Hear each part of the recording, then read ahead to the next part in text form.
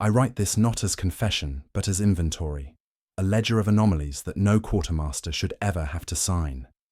My name and number are etched into the brass tags of the Death Korps, but on this transport, Siege Transport, Valiant Silence, Third Hold, Ration Deck 6, I feel like a ghost clerk counting the supplies of the damned. We are bound for Eltan 8, an ash world whose sieges ended before my grandfather's birth. Yet the orders that sealed our departure carry the sigil of a high command, declared annihilated 2 centuries ago. The wax on the packet is still warm, the ink still bleeds, the dead still write. I first noticed the impossible seal while triple-checking Bay manifests at 0300 ship time. Our protocols require each crate of respirators and munitions to be blessed, numbered, and countersigned in duplicate. I have performed this ritual so often, my hands move before my mind does, making the sign of the Aquila over las cartridges, murmuring the trench hymn under my breath. But when I touched the envelope addressed to Quartermaster 3/51K, it pulsed like a vein. My stylus left a thin smear of my own blood across the parchment. The commissar who delivered it offered no explanation, only the clipped nod of an executioner who has already rehearsed the shot. The hold around me groaned as the Valiant Silence cut through the outer tides of the system. Machine prayers whispered from hidden vox altars. The ship's internal atmosphere tasted of rust and bitter incense. Around my desk, rows of Kriegsmen sat polishing their bayonets in absolute silence, heads bowed like penitents. Even our breathing through rebreather masks became a rhythm, a litany of carbon ghosts. I unsealed the envelope in that hush. Inside lay a deployment order printed on faded mylar, its edges frayed as though handled by generations. The header read, "By command of the Segmentum High Command, Siege Theatre 998.M38, but it is 999.M41. That High Command was destroyed on the surface of Carthage Hive in 803.M39. Its ruins are a reliquary. Its staff were canonized or erased. Yet the order bore my current regiment number, today's date, and the coordinates of Elton 8. I should have burned it, but the Death Korps do not burn orders. We obey. Obedience is our marrow. Still, I copied the text into my ledger, marking each impossible datum with a faint cross. My stylus trembled over the column for origin of transmission. No Vox relay was listed, just the word, below. At 0400, the deck priest began the liturgy of transfer. We lined up between pallet stacks while he sprinkled each man with oil thick as congealed blood. His servo skull swung sensors of powdered bone. Ash to ash, we answered. Siege without end. I recited the verses mechanically while staring at the order clenched in my glove. It seemed heavier than parchment should be. Through the open cargo doors, I glimpsed the gunmetal curve of the planet ahead, a ball of swirling grey storm. The ET Auspex registered no cities, no beacons, yet in the dustbands below, faint grid lines flickered, trenches drawn across continents like old scars reopening. We were issued our final rations and respirator filters as if this were a routine rotation. The commissariat posted fresh banners showing the skull and spade emblem of Krieg. I checked the supply lists again and again, hoping a discrepancy might give me excuse to question the mission. Instead, I found duplicates. 2 sets of every manifest, one printed in today's date, the other in a style of script last used 3 centuries ago. Even the ink smelled older, like archives deep under dust. When I overlaid them, the entries matched perfectly, except for one line. Quartermaster 3/51K. Status, interred. I rubbed the word until the paper tore, but it remained beneath the tear like a watermark. Hours passed without speech. We are trained for silence, but this was different. Silence that pressed against the skull, as if the ship's void shields muffled not only sound, but thought. I tried to log into the supply cogitator to transmit a query, but the runes flickered, showing archaic Binharic glyphs. One line repeated, "Count down." I unplugged the slate. My respirator lenses fogged from my own breath. In the mess, soldiers ate their nutrient paste like mourners tasting soil. A few scratched prayers into the metal tables. Remember Verdigris Ridge. Forgive us our trespass. No one mentioned the destination.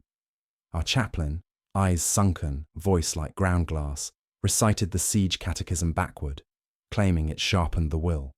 The hull reverberated with a deep three-note chime at irregular intervals. At first I thought it an alarm test, but no indicator lit on my panel. The same pattern repeated later in my bunk. 3 low tones, a pause, then nothing. I pressed my ear to the bulkhead. It sounded like a mask drawing breath. By 1700 we crossed the system's inner boundary. The void outside the viewing slit thickened, black shot with ash-coloured streaks.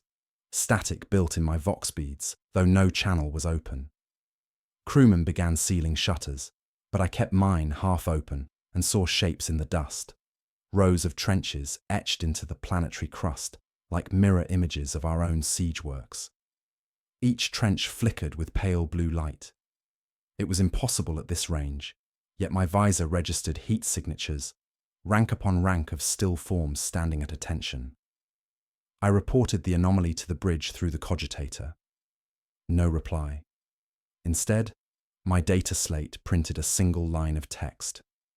Manifest complete. Prepare for orbit. I returned to the hold and found my men kneeling, masks tilted as if listening to an unseen officer. The commissar paced behind them with bolt pistol drawn. I asked who had spoken. No one answered. My vox bead hissed and popped. A whisper rose inside it. My own voice, reading the deployment order aloud though my lips were still. I ripped the bead out and crushed it under my boot. The ship began deceleration burns. Gravity shifted. Crates creaked. Through the floor I felt a slow pulse matching the 3-note chime. When I opened my ledger to record it, the page had already filled itself with the words, "Inventory of the dead," my handwriting, but written while I was away. We gathered for final inspection as the valiant silence pierced the upper ash clouds of Eltan 8. The planet's storms clawed at the hull like grey fingers. I glimpsed no landing beacons, no trenches occupied by flesh, only endless patterns in dust that seemed to rearrange between blinks. The commissar handed me a fresh envelope, sealed with the same impossible sigil. "For surface operations," he said, and walked away without looking back. The deck priest intoned the vox closing rite. All channels were cut, helmets locked, rebreathers hissed like tomb valves sealing. In that last moment before entry, the valiant silence lived up to its name. Every machine spirit aboard fell mute, every lumen dimmed, and we fell into a perfect hush. Orbit achieved. Orders from the dead awaited us below. The landing craft cracked open like a shell under artillery fire, its ramp grinding into soil that hissed against our boots. We descended into a haze the colour of ground bone. The atmosphere of Eltan 8 was heavier than forecast. Each breath through the rebreather rasped as though filtered through cinders. The commissar raised his bolt pistol skyward and intoned the litany of descent. We answered, "Ash to ash," though the ash here clung wetly to our gloves like oil. Above us, the valiant silence became a black outline swallowed by clouds, its running lights blinking out one by one. The vox hissed, and then fell mute. We were alone on a world of scars. Trench doctrine dictated immediate fortification. I opened my ledger on a knee plate, recording positions even as dust devils tore at my pages. Each squad unpacked collapsible shovels, folding pickets, coiled wire. The ritual was familiar, comforting in its repetition. Measure, mark, dig, bless. Yet the ground resisted. Beneath the top crust lay a stratum of fused glass and something softer, an underlayer that pulsed faintly when struck. Every spadeful exhaled a black vapour smelling of scorched parchment and iron lungs. I noted the anomaly with a red stroke. No one spoke. We only dug deeper. By the second hour, the trenches took shape in mirror of the schematic sent from orbit. I checked the schematic again and again. The coordinates matched, but the soil already bore faint channels, aligned perfectly with our planned layout, as though someone had dug them centuries earlier and filled them back in. Each time we struck an old support post, it crumbled into grey flakes, leaving behind a hollow shaped like a respirator mask. The deck priest walked our line, sprinkling oil from a cracked ampule, muttering Binharic prayers against self-replication. His servo skull buzzed nervously, optics flickering, blue. At 1800, we erected the first firing step and set the Auspex array. Static overwhelmed every frequency except one, a low three-note chime repeating at irregular intervals. The same rhythm that had haunted the ship now threaded the ash winds. I asked the Vox tech to triangulate the source. He tapped the runes until his fingers bled, but found no origin. Background resonance, he muttered. I wrote background resonance in the margin and underlined it twice. As night approached, the planet's horizon vanished. Storm fronts rolled over us like collapsing walls. Visibility dropped to arm's length. Our lumens shone only a few meters before being swallowed by grey. The air tasted colder, sharper, like inhaling powdered glass. My rebreather filters clogged within minutes. I swapped them for fresh and logged the depletion. Ration packs sweated moisture, metal tins turning black at the seams. Even the trench stakes bled dark fluid when hammered into the ground, staining gloves with a sheen like oil. None of us commented. The Death Korps have no language for disgust. We established night watch in rotations of 3. I took the first myself, ledger on lap, Auspex at my side. The only light came from a distant flicker in the storm. Perhaps lightning, perhaps something else. The men slept sitting upright, rifles across knees, masks glinting like skulls. I heard the commissar reciting silent verses, lips moving beneath his respirator but making no sound. The three-note chime returned at 3:13 exactly by ship time, though our chronometers had already begun to drift. It echoed through the trench walls as if the soil itself were breathing. At 3:14, a muffled sound rose from beneath the earth. Not wind, not shifting ash. Marching. Slow, deliberate. A cadence drilled into every Kriegsman since birth.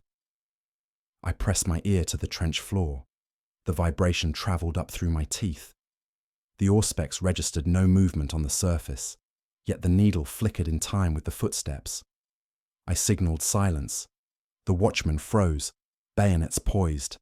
The sound passed under us from east to west and faded into the distance like a column descending into a tunnel. I tried to raise command on Vox, only static. The three-note chime answered, slower now, like a heart between beats. I adjusted gain and caught a whisper layered in the static, my own supply code spoken backward. I shut the set off and made the sign of the Aquila across it. The deck priest approached and held out his oil ampule. Its contents had turned black. We resumed digging at dawn, though the sun was no more than a pale disk behind storms. Our trenches deepened quickly, too quickly, the soil yielding in strange ways. In one section, we uncovered a row of intact sandbags filled with desiccated bone dust. No record of previous garrisons existed. I marked the find in the ledger under unexplained stores. The men began to avoid eye contact. Even the commissar's posture stiffened as though listening. 2 orders from another voice. By midday, the storms thickened into a ceiling. Flares launched upward fell back, trailing grey fire. My Auspex displayed concentric rings forming and dissolving beneath our position. I called the Vox tech again. He adjusted the dish toward the subsoil, muttering Binharic as he scanned. His screen filled with jagged lines like teeth. Mass displacement, he whispered. Regiment scale. He turned to me, lenses wide. Something's moving down there. The three-note chime struck again at 3:13, louder, resonating in our helmets. The deck priest collapsed to his knees and began reciting the siege catechism backward without pause.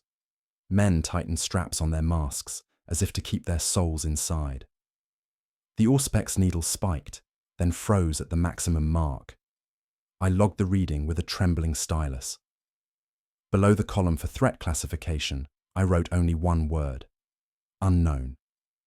I ordered additional sentries posted, though I doubted they would see anything. The ground itself seemed to shift underfoot, each step sinking slightly deeper than the last. We set seismic monitors at the trench edges, cheap cogitators linked to vibro stakes. Their runes glowed green for a moment, then flickered amber. One by one they began to tick like clocks out of sync. I crouched to read the printout from the nearest unit. At first it showed random tremors. Then the numbers resolved into a pattern: unit counts, ranks, intervals. A marching table. The commissar joined me, his visor reflecting the scrolling data. "Explain," he demanded. "Regiment-sized force," I said. My voice sounded distant in my own ears. "Directly below us." "Moving west to east." "Imperial?" he asked. "Unknown," I answered. I wanted to say ourselves, but could not. He drew his bolt pistol and stared at the ground as if expecting it to open. Around us, the men continued their silent tasks, unaware of the figures beneath their boots. The storm pressed down like a lid. The three-note chime built into a low, continuous tone that vibrated through the trench walls, rattling tools, making the black vapor rise from fresh cuts in the earth. My ledger's ink bled across the page, forming mirrored letters I could not read. The seismic monitor ticked once more and printed a final line of runes. Formation complete. I tore the paper free and held it to the commissar. It crumbled to ash between us. The Auspex screen went black. For a heartbeat, the world felt hollow, as though the planet had inhaled and not yet exhaled. Then the ground beneath our trench shuddered with a single unified step. Cliffhanger. I looked at the monitor's last flicker before it died. A regiment-sized force was moving under our position, aligned exactly with our own coordinates, matching our numbers, our spacing, our march. Dawn on Elton 8 was a dim event, a thinning of ash rather than a rising of light. Our lumens faded into a grey that felt thicker than night. I climbed the fire step with ledger strapped to my chest and scanned the no-man's land ahead. The storms had calmed enough to reveal the shape of the ground beyond our wire. What I saw froze me. Across the killing zone, facing us trench for trench, lay an identical system of earthworks. Not ruins, not enemy bastions, but mirror copies of our own lines. Freshly cut, sharp-edged, precise. Even the firing steps matched our measurements. Yet no movement stirred there. No banners, no heat signatures. Just silent trenches watching us like an open mouth. I reported the sighting to the commissar. He joined me at the parapet, lenses glittering. "Impossible," he whispered. His voice sounded like soil poured from a height. We signaled the Vox tech to sweep frequencies again. Static answered, then the faint three-note chime at 3:13.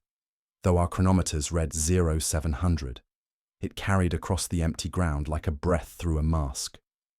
We stared into the mirror trenches, waiting for a muzzle flash or a flag, but nothing came.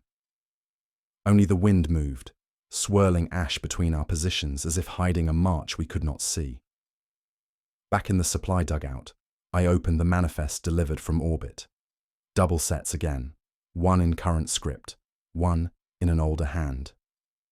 Each crate bore two seals, the Aquila and a faded variant used before the siege of Vrax. The numbers matched, but the issue dates diverged by centuries.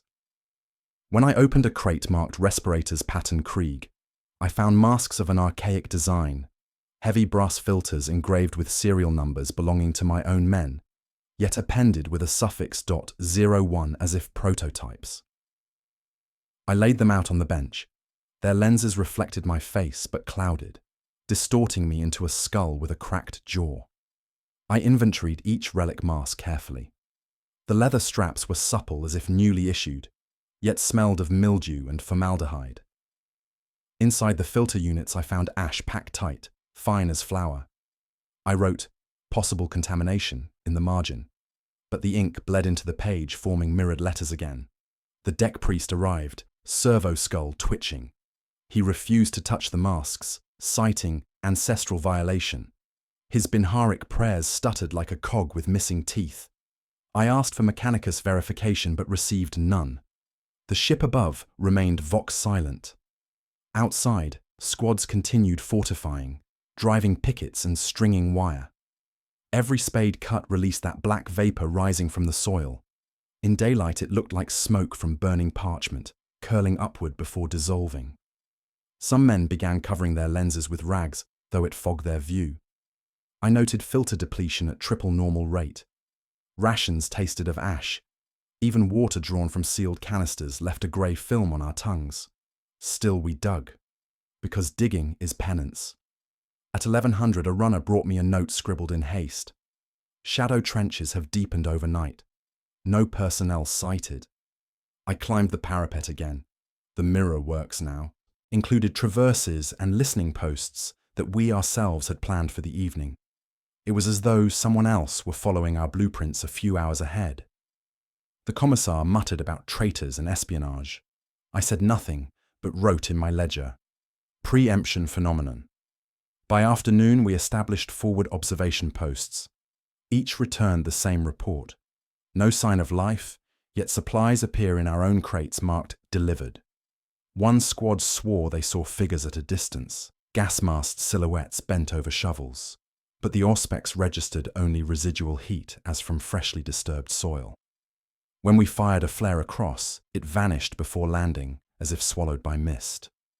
The 3-note chime pulsed louder, not in our vox, but in the ground itself, vibrating up through the firing steps into our boots. Men began tapping their fingers unconsciously in time. I examined the relic masks again under lumen. Beneath the brass filters, faint etchings formed. Campaign names long concluded: Verdigris Ridge, Carthage Hive, Siege of Vrax. Dates overlapped and contradicted. One mask bore my own regimental number, plus my initials. I turned it over. Inside the mouthpiece, a scrap of paper rested, damp, with black residue. It read in block script, interred beneath Eltan 8. I burned it with a match. The ash rose but did not fall, dispersing into the air like breath. At 1800, the storms closed again, sealing the horizon. We set watch posts along the line. The commissar ordered all men to keep rifles loaded and bayonets fixed. Expect infiltration, he said, though, from where he could not say. The deck priest performed the vigil rite, sprinkling black oil over our shovels. Soil remembers, he whispered. His servo skull's optics dimmed and would not reignite. I logged the failure. Night brought a heavy stillness. No wind, no static. Only the smell of damp ash and metal filters.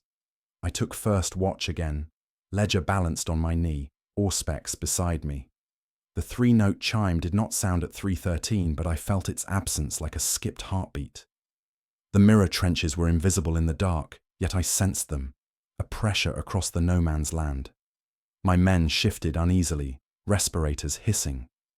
One whispered a prayer to Krieg's lost son. Then a flicker at the edge of vision, a movement between 2 listening posts. I signaled halt. All lumens swung to the sector but found nothing. The auspex needle jumped, then steadied. I scanned each trench bay. All accounted for. Masks glinted like coins. Shovels stood upright in racks like grave markers. Still, unease grew. At 03:14, a soft clatter reached my ears, like a spade dropped onto loose soil. I counted heads, 1 short. Sentry R92, assigned to Bay 4, absent. I called his name through Vox. No answer. I left the parapet and moved down the duckboard, boots sinking into damp ash.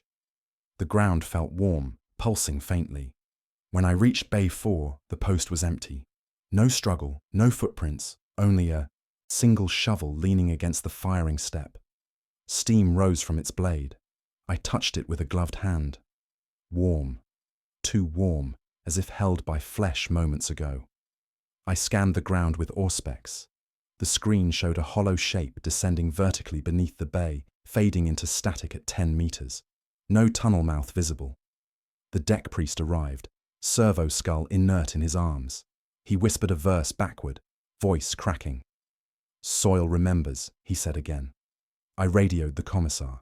Static hissed, then my own voice answered, "All accounted for." But I was not speaking. I dropped the Vox and drew my sidearm. The air around the empty post felt heavier, like standing over an open grave. The shovel's blade darkened from steel to black, exuding a thin vapor. I stepped back and nearly slipped on the duckboard slick with ash. The commissar arrived with 2 troopers. They searched the bay but found no trace of Sentry R92, no prints, no gear, nothing but the warm shovel. He ordered the area cordoned and posted double watch. "He deserted," he said, though none of us believed it. Death Korps do not desert. We vanish into soil, yes, but never run. I returned to my dugout and wrote the incident in the ledger. The ink spread wider than usual, forming mirrored letters across the page. I closed the book and listened. From far beneath, faint marching resumed, slower now, as if carrying something heavy. The 3-note chime returned in my skull, though not in my ears. It counted down, not up. Above the trench, the storms pressed lower, muting every sound. In the mirror line across no man's land, a faint shimmer flickered. A single glint, like a lens catching light. Then darkness swallowed it. The warm shovel lay beside me, steaming. I did not touch it again. Morning came as a dim bruise of light seeping through ash clouds. My gloves were still stained from the warm shovel of the vanished sentry. I went to the supply dugout to reconcile manifests before the commissar's inspection. Stacked crates of respirator filters leaned like tombstones. When I pried open the top crate, I found not filters, but a sealed tube of Mechanicus red wax stamped with the sigil of the Forge Temple on Krieg, an institution burned to cinders in M39. The wax was fresh, soft under my thumb. Attached was a parchment tag marked Muster Roll, 121st Siege Regiment. That was our regiment. My stylus trembled as I logged the find. I called for the deck priest. He arrived with servo skull inert, its optics dead since the night watch. He touched the tube and hissed through his mask. "This seal predates our litanies," he murmured. "Unclean." He refused to open it. Regulations dictated destruction of unverified archives, but his hands shook. "If it names the dead, the names are already sanctified," he said.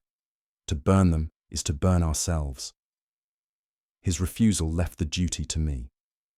Death Korps quartermasters are not priests, but we are keepers of lists. Lists are our absolution. I cracked the wax. A hiss escaped as if from lungs. Inside lay a single scroll of mylar, edges brittle, script faint but legible. Columns of names marched down its length. Every soldier in our regiment, ranks and serials precise. In the rightmost column, instead of requisition tallies, dates of death were inscribed. Some matched yesterday, some matched tomorrow, some had no date at all, only the word interred. I traced the line for Sentry R92. His death listed as 0314, vanished. The ink shimmered like oil. My own stylus fell from my glove. I unrolled further. Officers, sappers, medici, vox techs, all there. The commissar's entry read, "Executed by unknown authority." The deck priest's entry read, "Entombed beneath altar." The handwriting shifted subtly from row to row, as if each name had been signed by a different clerk across centuries. Yet the paper was one sheet. I felt its weight growing as though absorbing my breath. I carried the roll to the surface for light. Ash swirled but did not cling to it. The men stopped digging to watch. Through their masks, their eyes followed the scroll like a relic paraded in a procession. The commissar arrived, bolt pistol at his thigh. "What is this?" he demanded. I showed him his name. He flinched, the first break in his posture since deployment. He ordered the deck priest to burn it. The priest raised his censer, but the flame guttered black. "It refuses," he whispered. "It names us too soon." I returned to the dugout. The 3-note chime sounded, but reversed now. a rising wheeze like a respirator drawing in, not exhaling. It echoed through the trench walls, resonating in my mask straps. I wrote motif shift in the ledger. Ink bled outward, forming mirrored characters. My breath fogged the lenses. I felt as though the roll were breathing with me. To verify, I compared the roll with our living roster. Perfect match. Even the vanished sentry still listed among us, but crossed with a thin black line. Next to his name, a second notation appeared as I watched. Shovel warm. I slammed the scroll shut, but the words remained etched behind my eyes. Bureaucratic horror. A ledger that updates itself faster than we act. Religious dread. A scripture we cannot amend. I tried to contact Orbit for guidance. Static only, layered with that reverse chime. I switched frequencies, recited Binharic override codes, even struck the Vox Cogitator with my fist. The static formed a word, my own supply code spoken backward. I unplugged it and wrapped the cord around my wrist like a rosary. By noon, ash storms thickened. We retreated deeper into the dugouts. The men whispered verses under their breath, fingers drumming in time with the reverse chime. The deck priest refused to enter the supply bay. "It is a reliquary," he said. "Leave the scroll sealed." Yet when I glanced back at the crate, the tube of wax had resealed itself. New stamp glowing faintly with heat. I cracked it again. Inside, the scroll now displayed an added column. Cause of death. My own row still blank except for the phrase, "to be interred beneath Elton 8. The ink pulsed like a heartbeat. The commissar accused me of forgery. He demanded the scroll. I handed it over. He read 3 lines before his hands began to tremble. Without a word, he thrust it back at me and left. Outside, the mirror trenches deepened, their parapets now crowned with pickets matching ours. Flashes of brass glinted like mask lenses, though no bodies moved. The reverse chime rose in volume, a slow inhalation filling our helmets. At 1500, I attempted to copy the scroll onto fresh paper. Each time I wrote a name, it blurred, rearranging into mirrored script. When I tried to write my own, the ink spread into a black circle like an open mouth. I tore the sheet and burned it. The ash rose but hung in the air, drifting toward the scroll as if drawn by magnetism. The deck priest returned at dusk with a brazier of sanctified oil. He poured it over the scroll, chanting. The oil beaded and rolled off without wetting the surface. The scroll's columns shifted, names rearranging like marching formations. At the top, a new heading formed. Second muster roll. Beneath it, blank lines awaited. He dropped the brazier, oil splattering onto his boots. "It writes the next siege," he whispered. Night fell heavier than before. No wind, only the sound of earth settling. The reversed chime pulsed at 3:13, though our chronometers spun wildly. Men clutched their masks as if to keep them attached to their skulls. I unrolled the scroll one last time, driven by the compulsion of clerks who cannot leave a column unchecked. My finger traced down past names I knew, names of the vanished, names of those still breathing beside me. I reached the bottom where the paper felt cold as metal. There was my entry, Quartermaster 3/51K, rank, Keeper of Inventories, date of death, blank, cause, to be interred beneath Eltan 8. The letters deepened as I watched, engraving themselves into the mylar. A second line appeared below, status pending. My glove left a smear of black on the page that sank inward like ink on thirsty cloth. I dropped the scroll. It rolled closed by itself, seal hardening instantly. The crate lid shut with a snap, though no one touched it. The deck priest whispered, "Soil remembers." His servo skull twitched once, optics flickering with inverted light, then died again. In the distance, the mirror trenches flickered with faint blue sparks like pilot lights awaiting ignition. The reverse chime slowed, each inhalation drawn longer, deeper, as though something vast prepared to breathe out. I backed away from the crate, ledger clutched to my chest. My own handwriting crawled across the open page without my pen, to be interred beneath Eltan 8. The ink pulsed once, then stilled. Above, ash clouds pressed lower, muting the world. In that hush, the scroll inside the crate shifted as if something beneath it moved, a slow stirring like a regiment turning in sleep. I could not close my eyes. The storm worsened during the third night cycle. Ash did not fall in flakes, but in threads, thin and glistening, clinging to cloth like spider silk. Our filters blackened twice as fast as before. I logged the depletion, marking columns in red, though my ink spread as if diluted. Sappers, assigned to extend the dugouts, reported noises underfoot, murmurs rising through the planks like a congregation at prayer.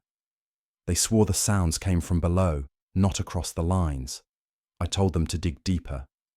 Krieg knows only obedience, not hesitation. At 0201 Sapper, R141, tore his mask away in panic. He babbled of voices counting in reverse.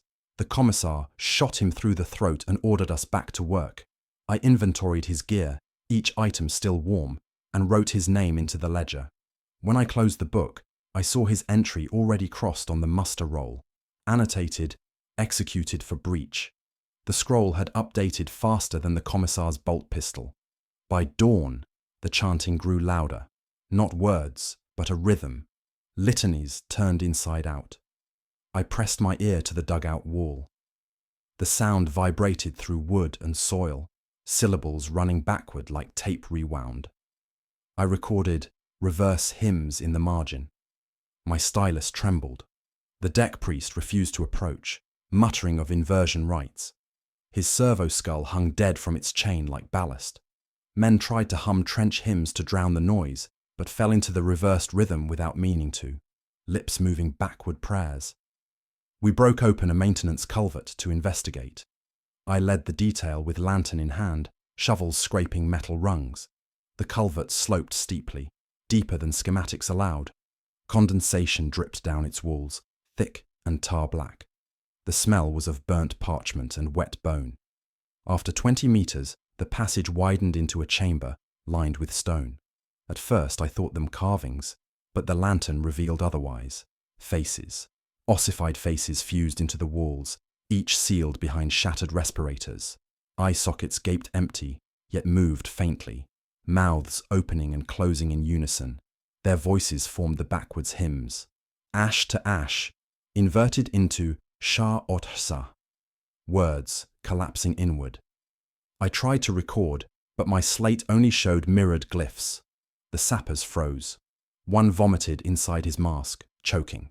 Another tried to strike the wall with his shovel. The stone bled black vapor where he hit, faces rippling but unbroken. The commissar raised his pistol, but I stopped him. "These are records," I said, though I did not believe it. The faces turned toward me, mouths stretching wider. My own voice emerged from them, repeating my supply code. I fled back up the culvert, lungs burning through the filter. On the surface, ash storms thickened further. Spores drifted in the threads, invisible but corrosive. Filter cloths disintegrated after minutes. I logged the hazard as particulate contamination, hostile.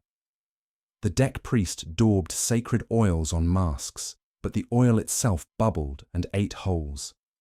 Men wrapped rags around lenses, their breathing ragged.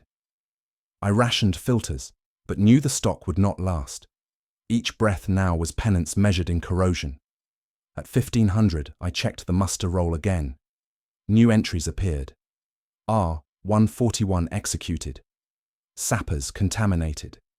My own line pulsed faintly, cause of death unchanged. To be interred beneath Eltan 8. Next to it a second column had formed, blank but waiting. I closed the scroll, but still felt its pull in my chest like gravity. That night, the hymns grew unbearable. Every plank of the dugout hummed with them, low and constant, turning our skulls into resonators. Men clawed at their ears, though sound was inside, not out. I walked the trench, ledger clutched, searching for absence. At 3:13 the reverse chime struck again. not in Vox, but in the soil, the air, the lungs. It synchronized with the hymns until breath itself felt backward. While inspecting Bay 7, I saw movement beyond the wire. A single figure stood among the ash, gas mask gleaming. It raised its hand in salute. I raised my lamp. The figure was me. Same mask, same posture, same ledger strapped to the chest, but its movements lagged half a breath behind, as though imitating. I froze, unable to lower my arm. The figure's salute remained until the lamp guttered. When the light dimmed, it vanished. I returned to the dugout, hands shaking. The commissar demanded explanation. I said nothing. He accused me of dereliction, but his own visor trembled faintly. Perhaps he too had seen. I sat and opened the ledger. Across the page, written in my hand, though I had not moved the stylus, were words. Salute acknowledged. Ink bled outward, sinking into the paper like breath into lungs. At 0400, another sentry vanished. No noise, no struggle, only his shovel left behind, blade blackened, warm to the touch. The muster roll updated instantly. R2-27 absorbed.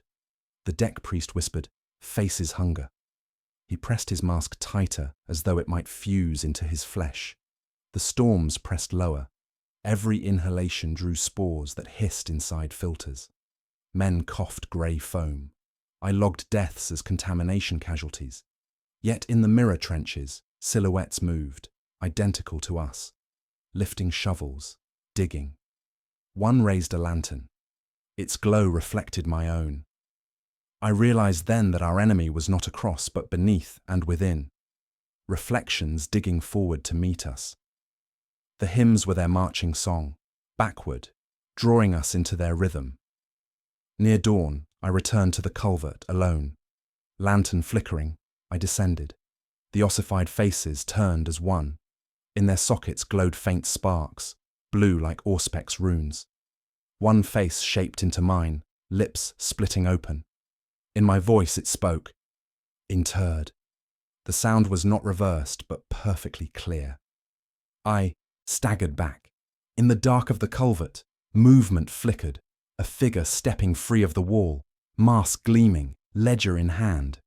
It saluted me, precise, formal, inevitable. My lantern died. Its shape remained, lit from within by no source. My reflection walked toward me, hand still raised. The commissars assembled us beneath the sagging tarpaulins of the command dugout. Their lamplight burned low, casting more shadow than glow. Each officer carried a packet sealed in crimson wax, the aquila stamped deep. They distributed them with solemn gestures, one envelope per squad, one per officer, one for me as quartermaster. Across the front in block script, final counter-assault orders. Yet no enemy had been sighted, no artillery fired, no Vox command received from orbit. Still, protocol demanded acknowledgement. We saluted, accepted, and did not ask questions. Krieg obeys even when orders contradict reality. I returned to my dugout and laid the envelope on the table beside the ledger. Its wax pulsed faintly, warm as skin. I did not open it. I logged its receipt, noting time, signature, seal integrity. When I turned to check my supply crates, I found rot. Ration tins stacked neatly the night before had corroded into heaps of bone fragments, marrow hollow, tin labels fused into ribs. Water flasks leaked grey fluid that steamed upon contact with the floor, yet the manifests still listed them intact. I wrote time displacement anomaly in the margin, hand unsteady. The muster roll fluttered though no wind stirred, its columns updated, rations transmuted. At 0200, the Vox array sparked. Static filled my headset, high and sharp, then softened into a whisper. Not language at first, but cadence, rhythmic, almost prayer. I strained closer. Words emerged, broken but clear. Release us. Then silence. The Auspex beside me flickered. Its runes formed crosses before dying. I shut my eyes, but the plea remained echoing. Release us. The commissar stormed in, bolt pistol drawn. "Did you hear voices?" he demanded. I answered yes. He nodded once, as though that confirmed his own dread. He handed me another envelope, this one unsealed, its paper yellowed. Inside, a copy of the same orders, but dated 3 centuries earlier. Identical language, identical signatures, even the list of squads matched. Yet some names on the paper belonged to men not yet born. I compared it with the muster roll. Perfect correlation. The commissar left without a word. His posture broke only once when the reverse chime rattled the walls, slower now, like a respirator drawing its last breath. By dawn, the trenches reeked of putrefaction. Though no bodies had been buried, the air carried the stench of mass graves. Men gagged inside their masks. I checked stores again. Las cartridges rusted to powder, shovels warped into bone handles, lamp oil thickened into clotting blood. Yet our crates had not been touched. I wrote entropy acceleration in the ledger. My stylus bled, black across the page, spreading into mirrored script I could not read. When I tried to blot it, my cloth dissolved into grey ash. Patrol reports returned stranger still. One squad swore they marched their circuit, only to find themselves re-entering the trench from the opposite direction without turning. Another claimed they saw our regiment bivouacked in the mirror line, identical down to the last number. They stood silent, the sergeant said, but we could feel their breath through our filters. The commissars shot him for blasphemy. His body crumbled into ash before striking the ground. The muster roll inscribed his entry instantly. Executed for reflection. Night fell without darkness. The ash storm glowed faintly from within, like embers smouldering in a furnace. The reversed hymns continued underground, whispering in time with our own breath. I walked the line, hearing the men murmur fragments of those backward prayers without knowing. One intoned, HSA, OT, HSA, over and over, voice thin. His mask lenses fogged from the inside. I marked him unstable in the ledger. When I turned away, the words unstable, absorbed, had already appeared on the muster roll. At 0300, the vox sparked again. Static, then a woman's voice. We buried you already. Why return? I demanded identification. The reply, Krieg has no return. Then silence, replaced by the reversed chime. I tore the vox bead from my ear and stamped it, but the words lingered in my head like scripture. My men stirred uneasily, as though they had heard as well. The commissars walked the trench with pistols drawn, eyes scanning the ground for treachery that could not be named. I opened my own sealed envelope at last. Inside, orders written in my hand, ink identical to my ledgers. They commanded me to prepare the regiment for counter-assault at first light, target, the unmanned mirror trenches. The final line read, Inventory complete, interment required. My throat dried. I closed the envelope and resealed it with my own blood. When I returned to the ledger, the same words had already appeared across the page, as though I had written them while absent. Rations spoiled faster. Within hours, bread turned to bone, water to ash, oil to black ichor. Men gnawed fragments anyway, chewing bone like crusts, swallowing ash as if it sustained them. I logged consumption as adequate for penance, perhaps, not for life. Still, no one complained. Krieg accepts death as ration. At 0500, the commissars blew whistles. Prepare to advance, they barked. Their voices cracked like static. Men lined the firing steps, bayonets fixed, eyes dull behind fogged glass. The deck priest raised his censer, smoke curling backward into its bowl. Ash to ash, he intoned, but the words came reversed. The men echoed him, their chant hollow. The 3-note chime struck, reversed and slow, shaking the ground.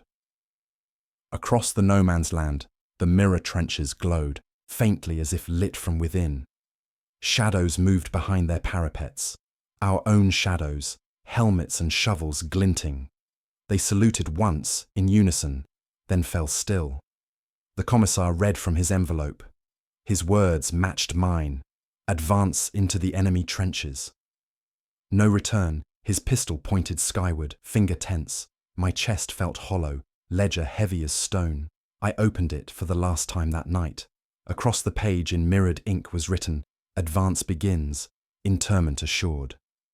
The muster roll pulsed faintly, my own line now marked, "To be interred at dawn." Cliffhanger.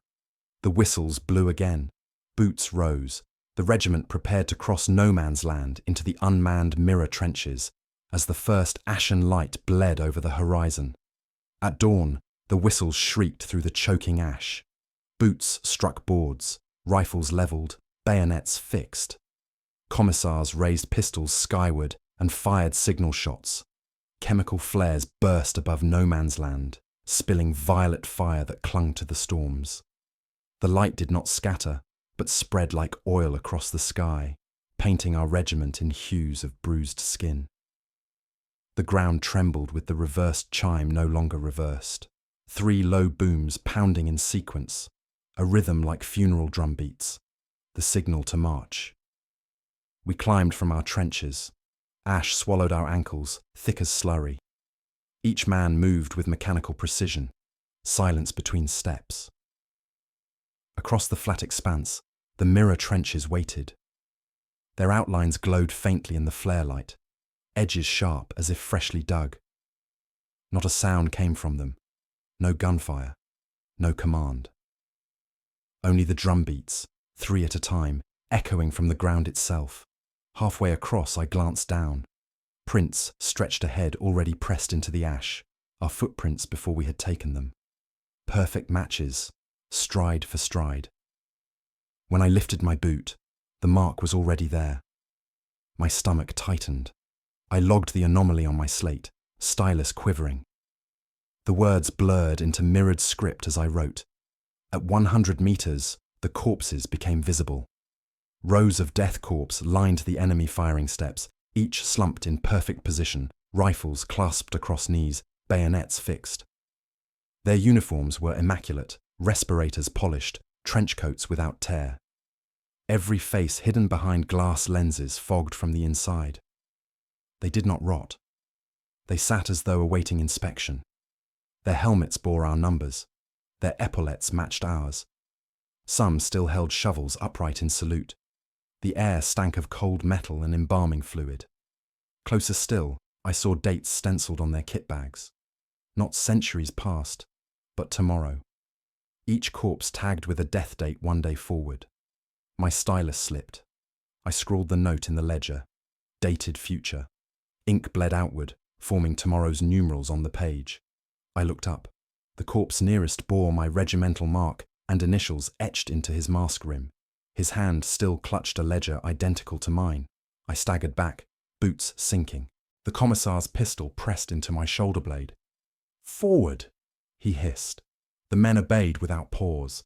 They climbed into the mirror trench, stepping over their own corpses with practiced indifference. Rifles clinked against rifles. Bayonets crossed bayonets. The living passed through rows of themselves already dead. Shovels leaned against walls in duplicate, some warm to the touch, some dripping faint black fluid. I opened a corpse's ledger. Inside, today's supply list written in my hand. The last line read, "Inventory complete, death recorded." Whispers spread down the line, though no man's lips moved. We are relieving ourselves. We are burying ourselves. The commissars silenced them with glares, but fear pulsed in every step. The funeral drumbeats shook the air, louder now, vibrating the trench walls. 3 beats, pause. 3 beats, pause. Our masks rattled with each cadence. At the trench's heart lay a command dugout. Inside, maps covered the walls. Campaigns long finished, sieges long ended. Each map bore red ink notes, dates overlapping across centuries. Yet in the center hung one parchment brighter, edges fresh. It showed our exact regiment advancing across no man's land, time-stamped today. Beneath it, a copy identical but marked with tomorrow's date and annotated casualties. Total. I folded it into my coat, but the ink smeared onto my glove, blackening my palm. The deck priest collapsed to his knees before the ossified altar inside. Eltan 8 is reliquary, he whispered. Each regiment dies against its own echo. His words struck like shells. I understood then. This world was not battlefield but mausoleum, quarantined by decree. Every regiment sent here fought and died against reflections of themselves, preserved eternally as guardians of ash. Krieg's penance repeated in endless loop. The muster roll confirmed it. Entries now marked Elton 8, Cycle 73. My own line pulsed brighter, tomorrow's date engraving itself deeper. Men began to falter, knees buckling as they recognized familiar scars on the corpses beside them. One trooper reached to touch his double's mask. The corpse's gloved hand rose in return, slow and precise, and pulled him down into its embrace. Both collapsed silently. I logged his absence, but found his name already marked absorbed on the roll. The paper quivered like skin. The commissars read aloud the counter-assault orders, their voices trembling. Engage the enemy. Hold until relieved, yet no enemy appeared beyond us. Only rows of trenches, mirror after mirror, stretching into storm until vision failed. Each filled with Kriegsmen slumped, preserved, dated tomorrow. The funeral drums thundered, shaking our bones. Ash to ash, the commissars chanted. But the words carried no conviction. Their pistols shook in their grips. Night crept, thou flares still burned, their light staining the storm purple. The dead in the trenches glowed faintly, lenses, reflecting. Whispers echoed, not reversed now but forward, hymns of burial. Men repeated them unconsciously, lips moving beneath masks. I wrote in the ledger, ritual loop confirmed. Ink bled into the margin, drawing a symbol of interlocked trenches spiraling inward. The deck priest tore open his robe and pressed his chest to the altar. "This is our sentence," he cried. "We are condemned to dig until echoes consume us." Commissars shot him, bolts cracking his torso apart. Ash poured from the wound instead of blood, drifting upward like incense. His corpse slumped beside the altar, already ossifying. His mask lenses clouded, glowing faintly blue. On the roll, his name marked, entombed beneath altar, just as written days earlier. Bureaucracy fulfilled prophecy. I turned to flee the dugout, but halted at the entrance. There, in the flare glow, stood myself again. Same mask, same ledger, same salute. But his coat bore tomorrow's date stenciled on the shoulder. He stepped aside, beckoning me inward as if I belonged among them. My hand tightened on the ledger. Inside, my own entry finalized. Date of death. Tomorrow. The ink pulsed like heartbeat, syncing with the funeral drums. Around me, the regiment shuffled deeper into the mirror trench, silent, obedient. They took positions beside their corpses, rifles resting across knees, bayonets glinting. One by one they sat, mimicking their doubles, breathing slowing as though preparing for embalming. The commissars screamed orders, but their voices cracked into static. Flares guttered above, raining violet ash.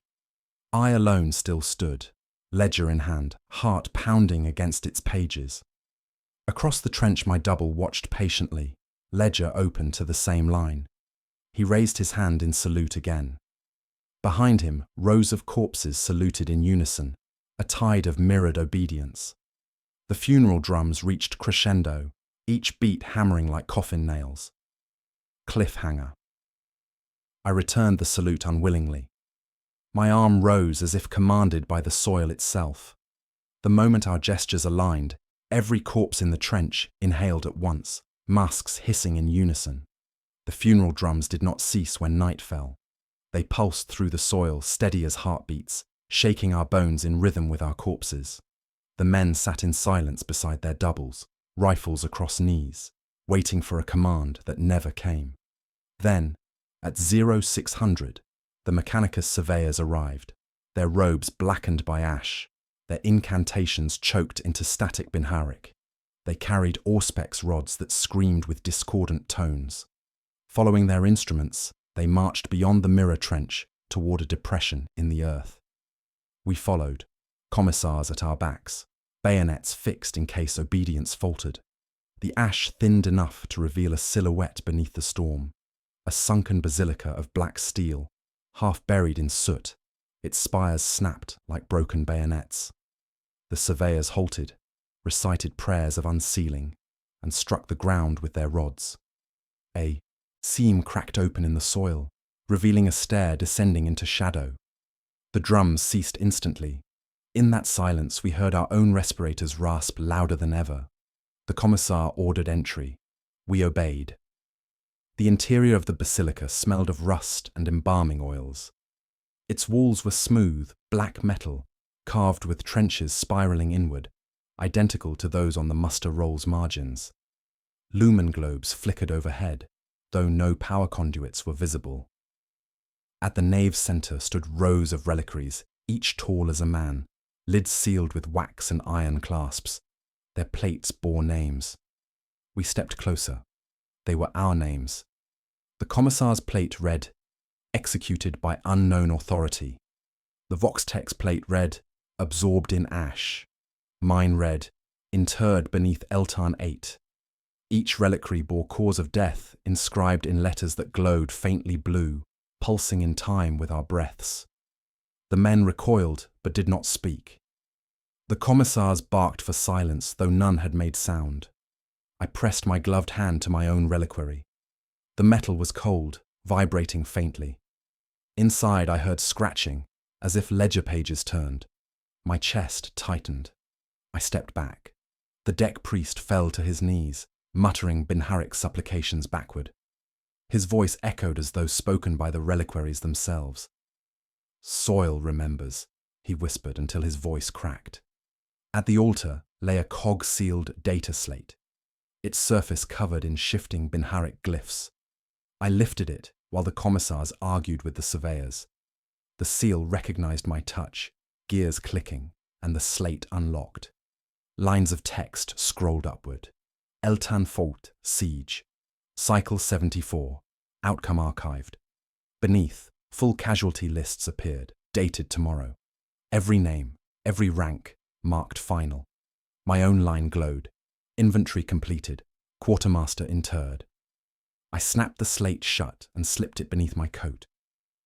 No one noticed, or pretended not to. We explored deeper. Chapels branched from the nave, each lined with ossified masks fused into the walls, mouths moving in silent hymns. The surveyors insisted they were data conduits, but I recognized the same faces from the culverts, ossified kriegsmen, eternal supplicants. Their glass lenses glowed with inverted light. The reversed hymns vibrated faintly, a prayer of endless digging. We did not linger. The commissars ordered retreat, claiming the site quarantined. The surveyors protested, their Binharic voices fracturing, but pistols silenced them. Ash swallowed their sparks as they fell. We emerged into daylight, if daylight could be called the pale diffusion through storm. The drums had not resumed. Silence stretched heavy across the trenches. The men returned to their doubles, rifles resting, breaths rasping. I withdrew to the dugout and opened the slate. More files appeared, campaign reports signed and sealed centuries ago, yet bearing our names, our dates. One note read, "Quarantine maintained. Echo cycle unbroken. Regiments absorbed, without deviation." I scrolled further. Each cycle ended the same, no return. At 1300, the Vox sparked alive, not static, but reports. "Movement behind the lines," a voice said, flat and calm. Another channel repeated it. "Movement behind the lines." The commissars seized the sets, demanding coordinates. The voices repeated, unchanging, monotone. "Movement behind the lines." Then silence. I climbed the fire step, scanning no man's land. The mirror trenches lay empty. The corpses were gone. Every position that had held our doubles now lay barren, rifles stacked neatly, shovels planted upright like grave markers. The seats where we had seen ourselves sat hollow. Ash blew through the empty ranks. My lungs froze. I logged it in the ledger. Mirror corpses vanished. The ink pulsed once, then spread, forming the words, relocation. The muster roll updated instantly. Cycle shifted. I shouted the report. The commissars climbed beside me. Their eyes widened behind fogged glass. "Where have they gone?" one whispered. His pistol wavered. Across the field, silence answered. The drums did not return. Only the hiss of respirators filled the storm. Then the vox crackled again, repeating in calm tones. Movement behind the lines. Not in front. Behind. Men turned, boots grinding on duckboards, rifles trembling. The commissars barked to hold positions, but their voices cracked into static. The deck priest lifted his censer, but no smoke rose. His words came backward. Sha-ot-sa. My hand clenched around the data slate. Inside its screen flickered a final note. Cycle reoriented. Regiments consumed from rear. My chest froze. I shut the slate, tucked it close, and wrote one last line in the ledger. They are behind us now. Cliffhanger. From the trench's rear lines came the unmistakable hiss of respirators. Our own cadence, doubled, approaching in unison. The warning came not from Auspex or Vox, but from the air itself. At dawn, the storm brightened to a pale green, glowing from within, like a lantern submerged in swamp water. The regiment stirred uneasily, rifles clutched tighter, respirators rasping shallow. I climbed the firing step with ledger in hand. The wind stilled. Then came the whistle of descending shells. Phosphex. But no artillery had been sighted, no batteries mapped. The sky rained fire regardless. The shells burst above us, scattering green flame across the trenches. The fire did not fall randomly, but arranged itself in patterns across the ash floor, lines and arcs forming the Imperial Aquila. Its wings bent downward, inverted. The flames hissed and clung, crawling like living creatures. Duckboards ignited. Masks bubbled under heat. Men screamed though their cries sounded muffled, as if already buried. I wrote in the ledger, Phosphex shells without origin. The ink smoked on the page. My filters clogged instantly, stinking of scorched cloth. I ripped one free and replaced it, but it too smoked, melting at the seams. The deck priest stumbled past, clutching his censer, its metal liquefying, oil boiling away. He choked prayers backward until his mask fused to his face. Commissars fired into the flames, bolts cracking air, but the fire only bent around impacts, reshaping into clearer lines of the inverted Aquila. The storm above answered with more shells, each falling precisely into the wings, filling them with light until the emblem burned across no man's land, like a banner of blasphemy. The smell grew unbearable, not flesh, not oil, but scorched parchment, as though scripture itself burned. My lungs ached even behind filters. I realized then, the enemy was not flesh nor steel, but the ritual itself, feeding on repetition. Every trench dug, every order sealed, every muster recorded, all sacrifices to this endless siege script. The fire was its breath, the drums its heart. We were clerks signing our own deaths in perfect bureaucratic liturgy. Men fell gasping, clutching masks. Some tore them free in panic. Those who did screamed words not their own, confessions. I faltered at Verdigris Ridge. I prayed for release at Carthage Hive. I begged to live. Each voice whispered sins that did not belong to the speaker, yet sounded carved from their throats. I pressed gloved hands to my mask as if to block voices from entering. Still they came, slipping through filters like smoke. My own mouth moved, whispering, I falsified ledgers. I marked them dead before they were.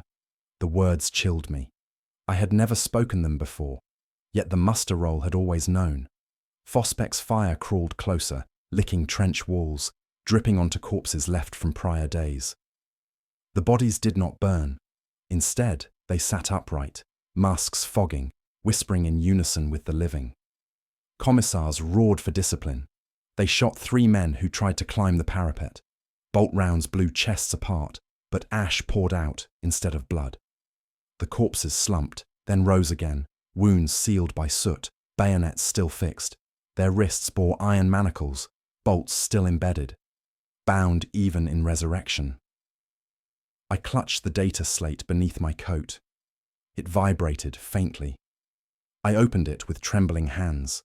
The screen displayed a single line: Ritual Assimilation Phase, complete. Beneath, casualty lists shifted from black to green, glowing like the fire outside. My own name pulsed. Cause of death: absorption by flame script. I slammed it shut, but the glow leaked through cracks, searing my palm. I threw it down. Ash swallowed it whole, leaving no trace. The commissars grew frantic. They drew their pistols, executing men at random for cowardice. Each shot filled the trench with brief silence, but silence broke when bodies rose again, still bound, masks fogged, whispers pouring.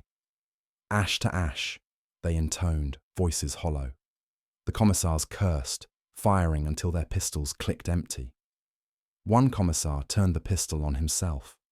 Ash rose from the wound, reassembling him, upright, his pistol still clutched.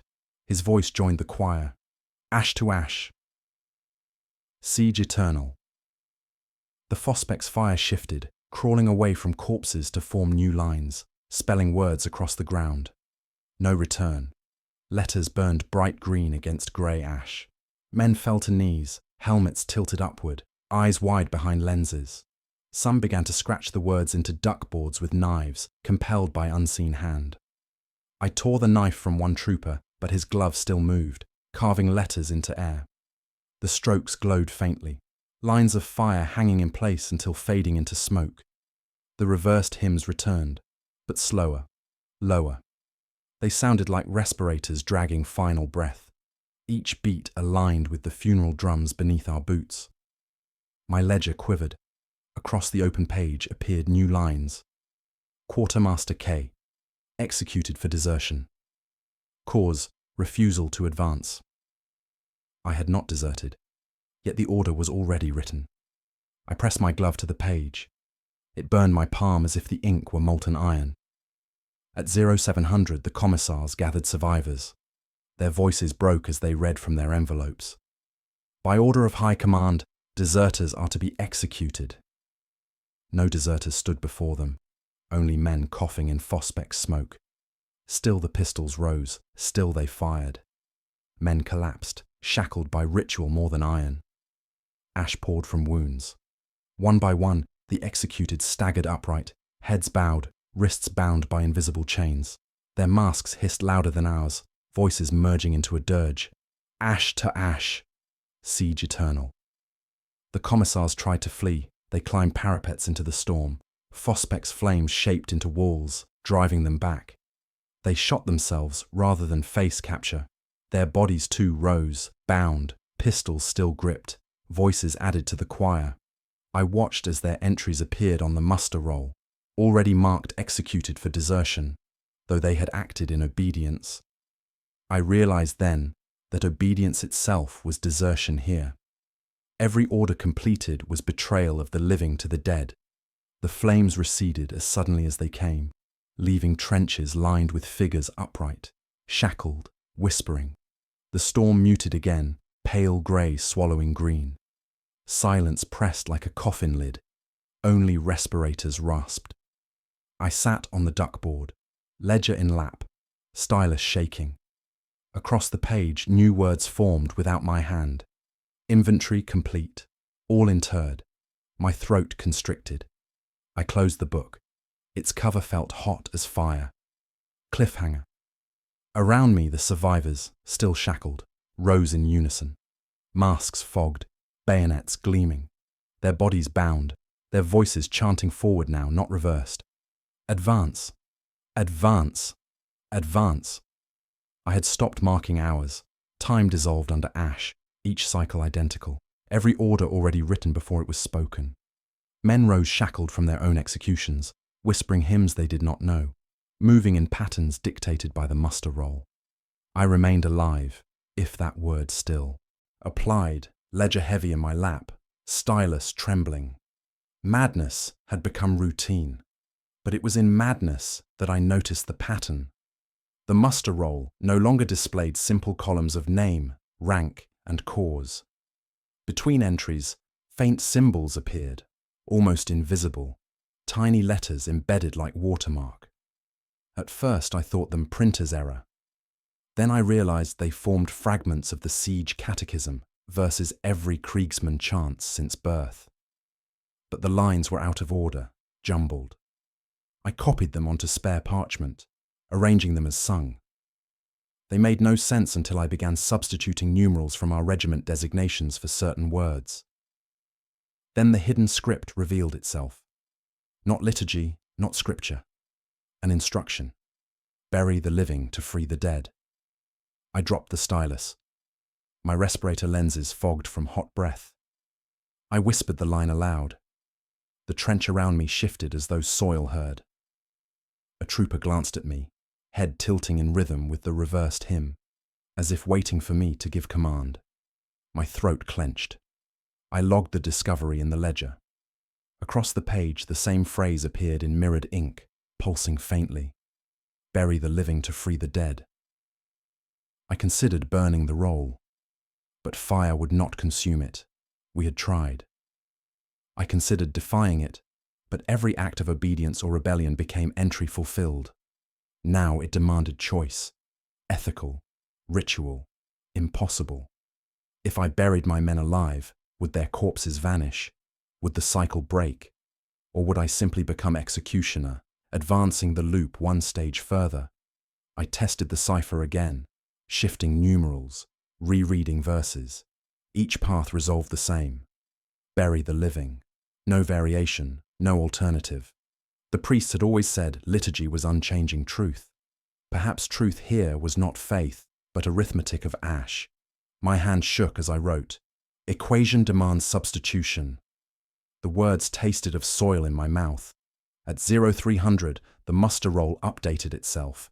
Next to my name, a new annotation appeared. Decision pending. No cause of death, no date, just the instruction waiting. I stared until lenses blurred. The ledger beside it wrote on its own. Inventory incomplete until substitution enacted. My palms burned from clutching it. The commissars had ceased giving orders. They sat slumped, masks clouded, pistols empty. When I approached, one raised his head slowly. His voice rasped. The roll tells you too, doesn't it? He pulled open his coat, revealing a slip of parchment lodged against his ribs. On it, the same line. Bury us, he whispered, or none of us ever leave. Then he fell silent again, body upright but breath shallow, waiting. I wandered the trench, observing men. Many no longer moved except to breathe. Shackles of ash bound their wrists, though no chains touched them. When I leaned close, they whispered confessions, each ending with, "Bury me." I recorded them mechanically, my ledger filled with requests for interment. The soul added them faster than I could. Pending, pending, pending. At 0500, the storm parted slightly. Faint light seeped down, pale as bone. In that glow, the mirror trenches across no man's land flickered. Empty yesterday, now they filled again. This time with our regiment kneeling in shallow pits, ash covering them shovel by shovel. Their doubles, living reflections, performed the burial with perfect precision. The hymn echoed backward from their line. I felt the ground shake as if urging us to match. The equation sought balance. I ordered a test. 4 volunteers lay down in a trench hollow, covering themselves with ash. Others shoveled in silence, respirators hissing. The buried men whispered confessions until their voices ceased. When last ash fell, the mirror line across no man's land flickered. 4 corpses there dissolved into soot, rifles clattering empty. My men gasped, the first true sound in days. The substitution worked. But at what cost? Burying the living condemned them by my hand. Yet it freed their doubles, perhaps their souls. Was that release or damnation? Krieg teaches obedience, not choice. Yet here I was, quartermaster not only of supplies, but of lives. The role forced my hand into scales of penance. I paced the duckboards, hearing the drums slow beneath. 3 beats, pause. 3 beats, pause. My ledger trembled. The page wrote on its own. Commence full burial protocol. The roll glowed faintly, my line annotated. Decision imminent. I pressed my hands to my helmet, lungs tight. Men stared at me, waiting. Shackled, bound, they were ready for either reprieve or soil. My lips formed the words, though I did not will them. Prepare the pits. Then silence. Absolute. The 3-note chime that had haunted us since orbits ceased. My ears rang in its absence. For the first time since landing, there was no rhythm. Instead, through the voxnet, came a new sound. Slow, heavy, singular. A heartbeat. Not human, not singular, but amplified across every channel, echoing in helmets, dugouts, and the soil itself. Boom, pause, boom, pause, as though the world itself had begun to breathe with blood. Cliffhanger. I opened the roll. Across its surface, one line appeared in letters deeper than any ink. Quartermaster, bury or be buried. The heartbeat thundered through my skull, drowning even thought. The heartbeat rolled through the voxnet without pause, drowning thought. Every man froze in the trench, shackled wrists twitching to the rhythm. My ledger shook against my chest. The muster roll blazed a single instruction: commence interment. I no longer questioned. Questions dissolved here faster than ration tins. Only ritual remained. I raised my hand. Volunteers, I croaked through the mask. Voices answered at once, eager, resigned. Krieg knows only obedience unto soil. We dug shallow pits within the trench floor. Ash sifted down like snow, black threads clinging to gloves. The chemical sky above glowed faint green, heavy with phosphex residue. Our shovels hissed as they cut, vapor rising with each strike. The volunteers lay down without hesitation, folding arms across chests, respirators tilted skyward. Their lenses fogged with breath. They whispered backward prayers, words crumbling in their throats. HSA, alt, HSA, over and over, until the syllables became heartbeat themselves. I logged their names. The roll marked them pending. Shovels moved in rhythm with the Vox heartbeat. Boom, pause, boom, pause. Ash rained onto masks, shoulders, boots. The men buried alive did not struggle. Their bodies convulsed only slightly as ash pressed into filters, muffling every rasp. Their prayers grew fainter, then vanished. The shovels did not stop until the pits were full, surfaces smoothed flat. The trench smelled of scorched parchment and damp stone. I wrote interment complete in the ledger. My stylus bled black across the page, letters sinking as if into soil. Then it happened. Across no man's land, the mirror line flickered. Spectral twins standing there dissolved into ash, their rifles falling soundless. A release. My men gasped with awe. For the first time since arrival, the ritual had effect beyond record. They turned to me with expectation, eyes wide behind fogged glass. More, one whispered. Bury more. The roll glowed brighter, tallying each freed corpse, but the ledger noted another truth. Total unchanged. For every twin erased, another appeared 2 ranks deeper, waiting, endless. The equation balanced by multiplication, not subtraction. We continued regardless. More volunteers laid themselves down, whispering confessions into the soil. Shovels covered them, ash piling high, respirators vanishing beneath.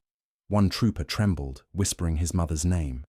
Another hummed the siege hymn backward until suffocated. The sky above rumbled with unseen artillery, though no shells fell. Their spectral doubles across the field collapsed into soot, rifles clattering. Yet behind them, 2 more figures rose, identical, unbroken. I logged the anomaly. Burial breeds, multiplication. The roll confirmed in mirrored letters. Each interment yields two. The commissars remained silent. Their pistols hung limp. Even they bowed their heads as men buried one another. Shackles tightened visibly around wrists, binding them to rhythm. The deck priest, half consumed by ash himself, staggered forward to bless each pit. His censer belched smoke that curled downward, sinking into soil instead of rising. He intoned, "Soil remembers." The words echoed from below as if the buried whispered in unison. By the 10th interment, the trench floor undulated, rising and sinking like lungs. Men struggled to keep balance, shovels clattering. Still, they dug. Still, they buried. The air grew thicker, filters collapsing faster. My stylus broke from pressure, but ink continued writing by itself. More, more, more. My gloves blackened. My respirator lenses cracked at the edges, condensation, freezing into frost lines. Yet I could not stop. Ledger commanded, roll demanded, soil consumed. One trooper refused. He tore his mask free, gasping. "Enough!" he cried. Commissars shot him instantly. His corpse crumbled into soot, drifted upward, then fell into pit, covering another half-buried soldier. The ritual accepted even rebellion as contribution. The ledger updated. Substitution complete. Across the field, more doubles dissolved, more appeared behind them. Ranks infinite, stretching storm to horizon. I wrote no reduction possible. The page twisted into a spiral, words vanishing inward as if devoured. Night pressed, though storm remained bright. The ash glowed faint blue from within, illuminated by spectral ranks rising with each burial. My regiment dwindled above ground, yet their reflections multiplied without end. At last only a handful remained with me, shovels shaking in weary hands. They looked to me, eyes hollow behind glass. "Quartermaster," one whispered, "bury us next." His tone was not despair, but reverence. He lay down willingly, arms folded. Others followed. We shoveled over them, soil piling high. Their whispers ceased one by one. When the last man vanished beneath ash, silence crushed the trench. Only the Vox heartbeat continued. Boom, pause, boom, pause. Across the mirror line, thousands now stood, infinite duplicates layered in endless depth. The ritual had freed none. It had multiplied all. My ledger trembled, pages filling themselves with names. Columns extended off margins, endless, uncountable. My own name pulsed brighter than all. I alone remained above ground. The trench floor shifted beneath my boots, rising and sinking. Shapes writhed below, hands pressing upward, fingers stretching through cracks, grasping at air. Shackles clinked, though no chains existed. I staggered back, ash slipping into boots. The muster roll unfurled in windless air, its length stretching down the trench, columns glowing blue. At the bottom, my entry awaited final mark. Interred beneath Eltan 8, the letters pulsed like heartbeat. I clutched the ledger to my chest. Its cover burned with heat. Around me the ash mounds stirred, trembling as if the buried sought escape. Yet none rose. Instead, the ground itself shifted, tilting. Beneath my boots, something vast turned in its sleep. The mirror ranks across the field raised rifles in salute, infinite, silent. My respirator lenses fogged completely. I heard my own breath echo backward. The heartbeat thundered, then slowed. Boom. Pause. Longer pause. Boom. The soil cracked. Cliffhanger. I stood alone above a trench floor heaving like lungs, surrounded by ash that whispered my name. The ground shifted once more, and all beneath pressed upward in unison. The ground split with a sigh like lungs exhaling. Ash mounds burst open, not with the bodies I had buried, but with figures newly formed. They rose one by one, silent, clothed in antique trench coats cut from ages past. There, masks bore no lenses, no filters, only smooth iron plates where faces should have been. Faceless Death Korps, their presence more dreadful than corpses. In their hands they carried banners stiff with ash, relics of campaigns long erased. Verdigris Ridge, Carthage Hive, the first siege of Vrax. Colours torn, symbols faded, yet the cloth glowed faintly with inverted light. They stood in perfect formation, ranks stretching as far as ash storms allowed sight. They did not breathe. No rasp, no hiss. Their silence pressed heavier than the heartbeat in my vox. Shovels clinked as they levelled banners, then raised rifles with ritual grace. Their boots struck the ash in unison, and the march began. Slow, precise. The cadence of every trench Kriegsman drilled into marrow. They marched not toward me, not toward the mirror line, but toward the basilica sunken in black steel, its spires crooked like bayonets broken in surrender. The banners swayed, trailing dust. Their boots left no prints. I clutched my ledger and staggered backward. The heartbeat quickened inside the voxnet, keeping cadence with their march. Boom, boom, boom.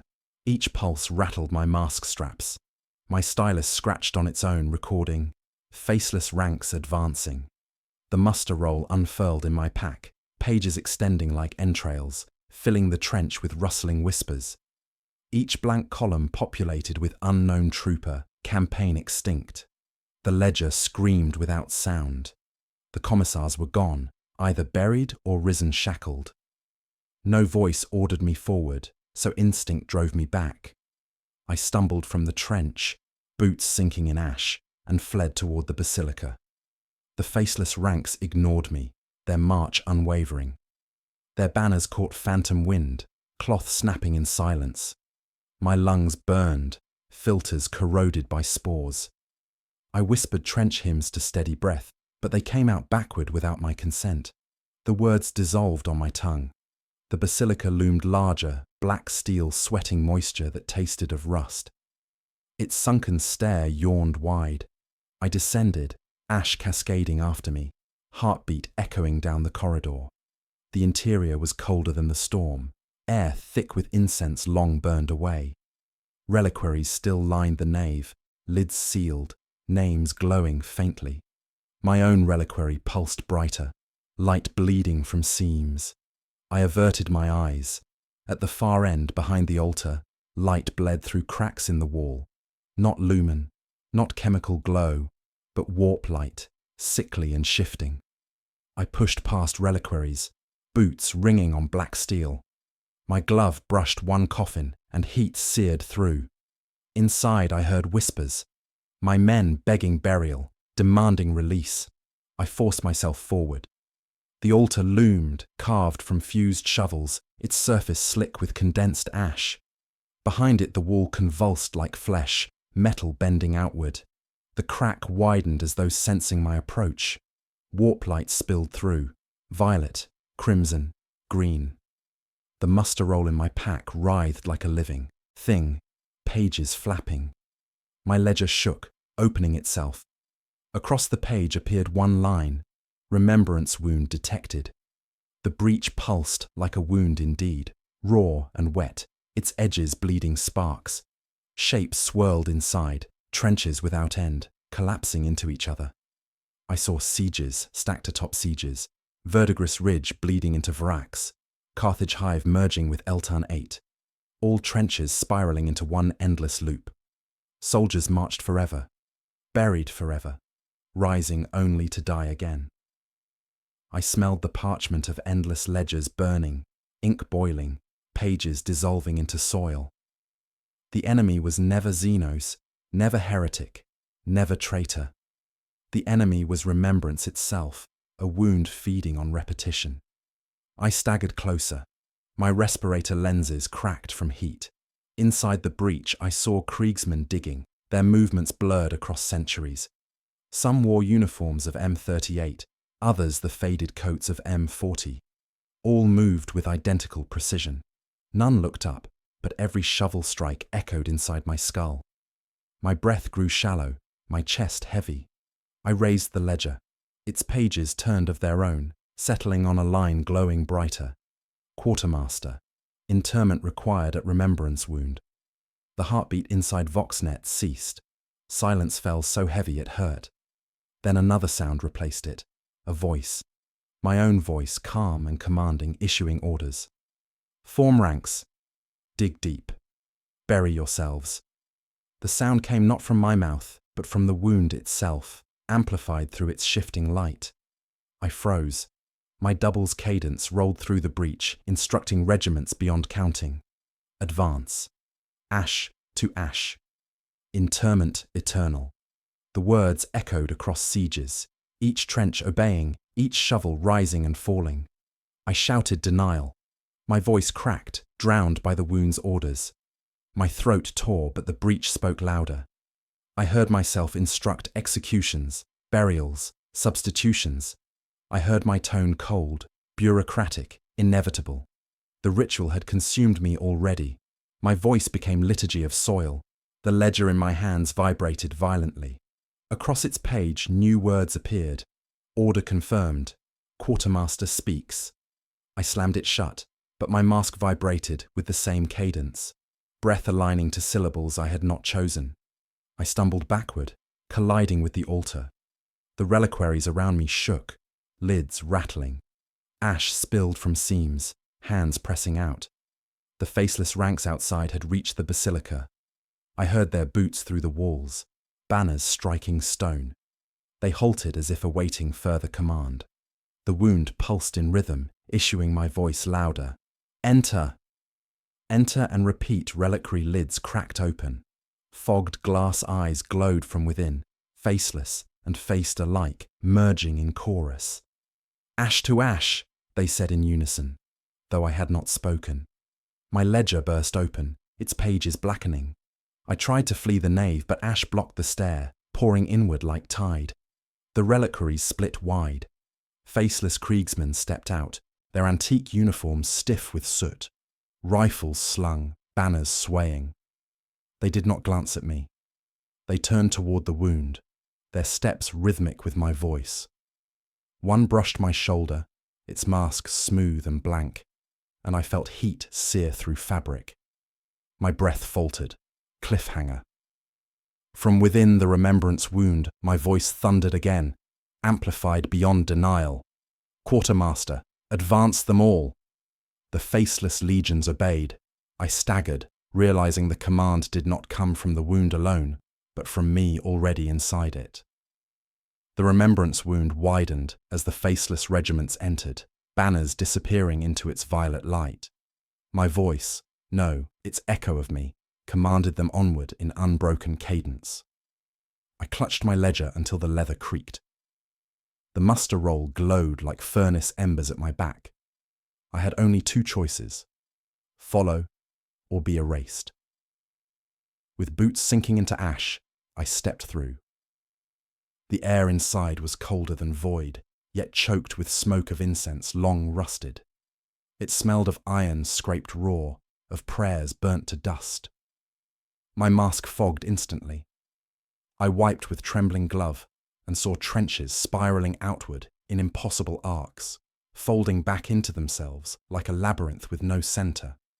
Each trench was manned, each filled with kriegsmen.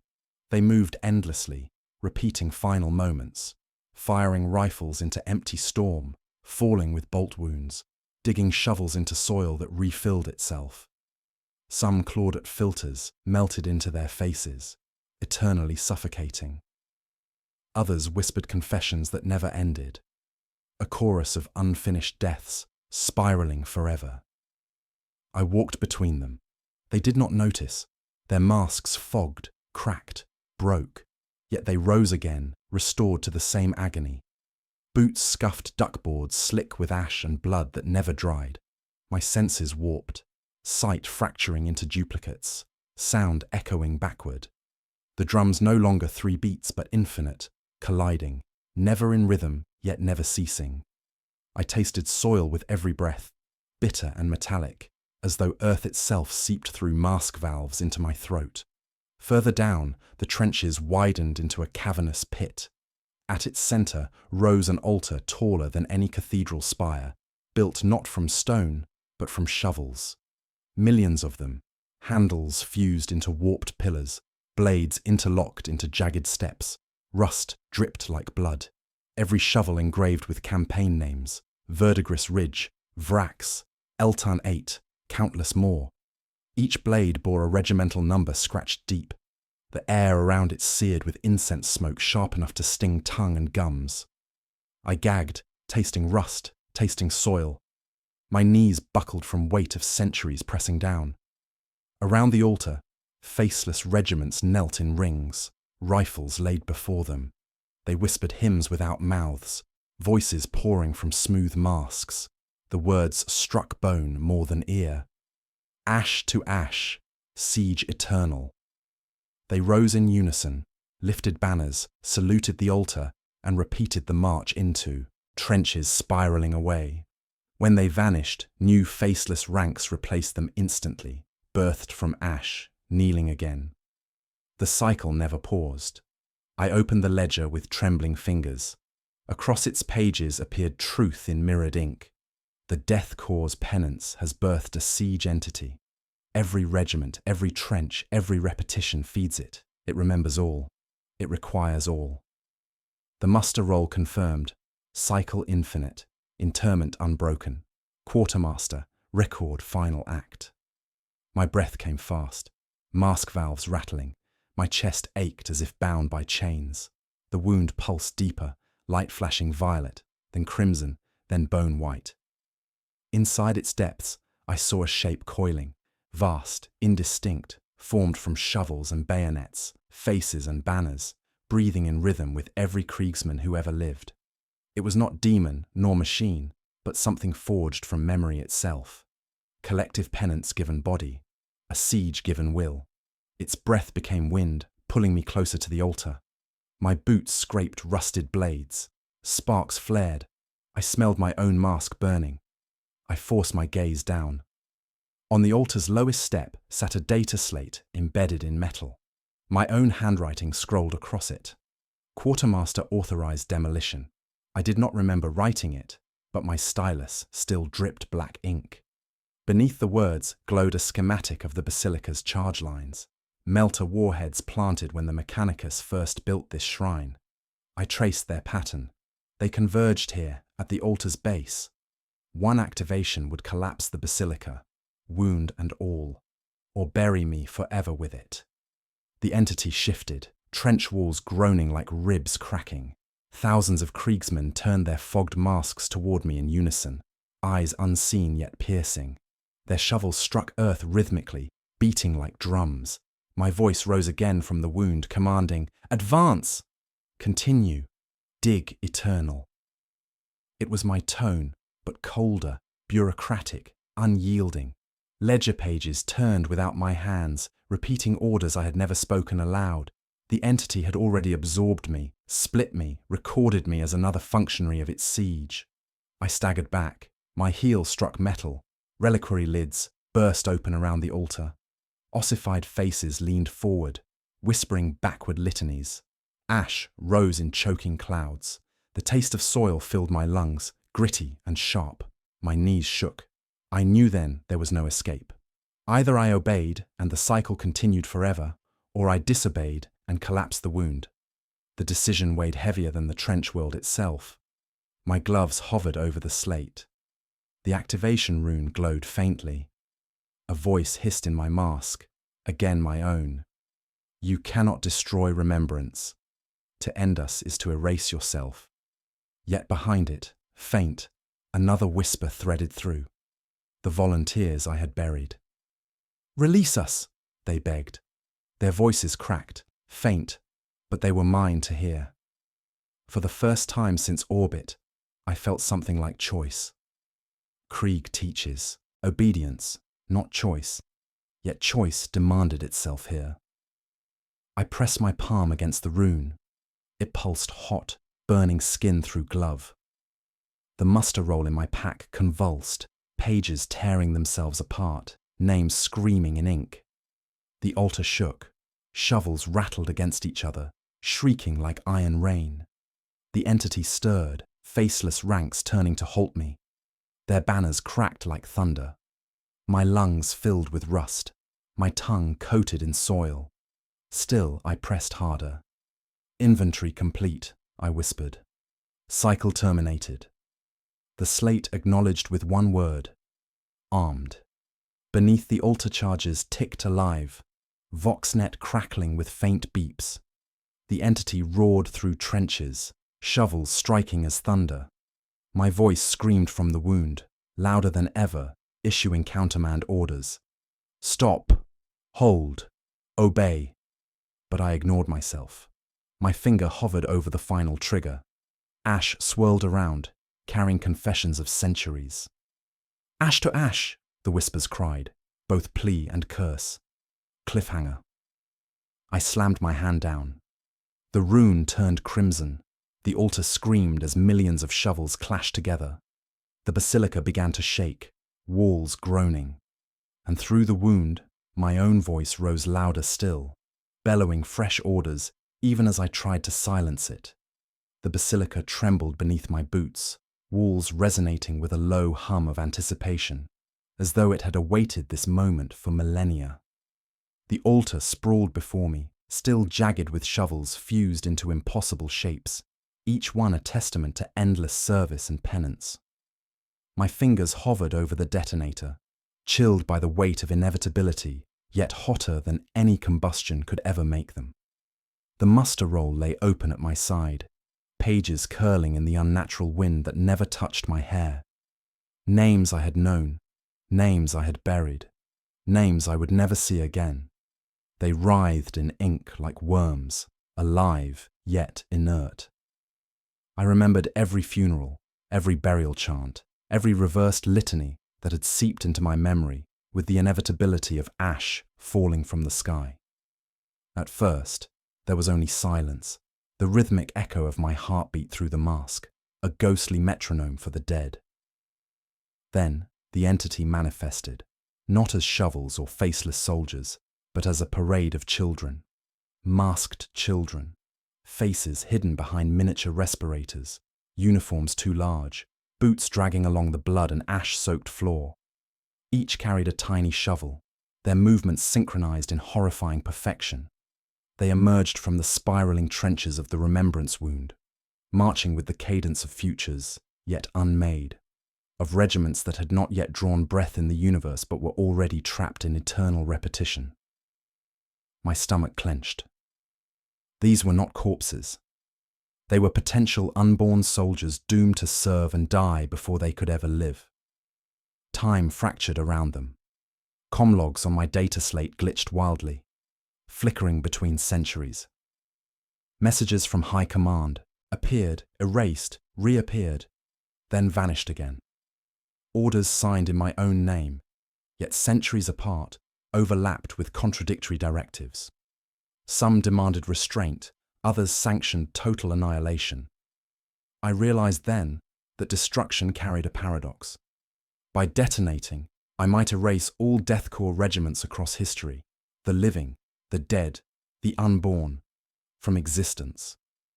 Every battlefield, every trench, every forced interment could be wiped from memory as if it had never occurred. The weight of the universe pressed on my shoulders, yet the entity's march did not falter.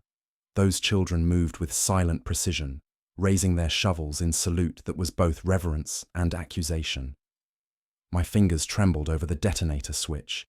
Every instinct screamed both for release and for restraint. If I failed, the basilica, the wound, and the entity within would endure, endlessly recycling memory and penance. If I triggered it, I might cleanse the world of countless soldiers, erasing centuries of duty, sacrifice, and suffering. The ash underfoot whispered in voices I could almost decipher. Choose, quartermaster. Choose. The muster roll shimmered, names twisted, spiraling into infinity. I felt their eyes, alive, dead, and unborn, on me. The basilica groaned as though alive, metal walls bending, shovels rattling in protest. From the breach, a violet light flared, scattering ash in a blinding corona. The entity's drumbeat had escalated into a pulse I could feel in my teeth, through mask, bone, and nerve. Each beat synchronized with the three-note motif that had haunted my mornings since orbit, now distorted, reversed, and blended with the cadence of eternity. I realized with dread that the entity had learned my rhythms, predicted my movements, adapted to my rituals. Every step I had taken, every trench I had walked, every corpse I had buried was now woven into its fabric. The children halted. Their shovels scraped in unison across the altar's metal steps, sparking with static that carried a whisper of centuries. The air vibrated with a high-pitched resonance that made my lungs ache. The heartbeat vox had reached its crescendo. I knew the detonation would trigger not only the collapse of the basilica, but also the unspooling of the remembrance wound. The trenches, the mirror corpses, the rituals, and the faceless kriegsmen would unravel in blinding white ash. Time itself would fracture, searing away repetition, erasing the entity from existence. Yet, its traces might linger in the memory of the living. I pressed my gloved hand onto the detonator. Sparks arced along my fingertips, searing through leather.